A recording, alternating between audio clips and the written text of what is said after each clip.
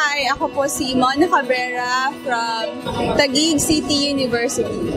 Pinaka-highlight doon is how to invest and save and kung paano mo pwedeng sundan yung pera mo in such a way na mamamonitor mo yung mga bagay na ginagastos mo. I really wanna thank him kasi sobrang dami kong natutunan, marami akong bagong idea na na-capture na pwede kong i-share sa mga students ko as a professor. Pwede kong i-share sa relatives and loved ones ko, lalo na sa parents ko and sa sister ko. Actually now, I'm thinking of getting a new business, and super thank you talaga sa speaker natin today, kay Mr. Arman.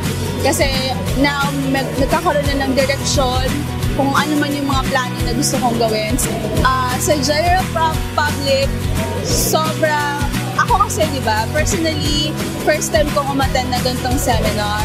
And so nakikita ko, this is really a very first big step for you to earn more and for you to prepare yourself in the future na pwede mong i-stay yung lifestyle na meron ka kahit wala ka ng regular work.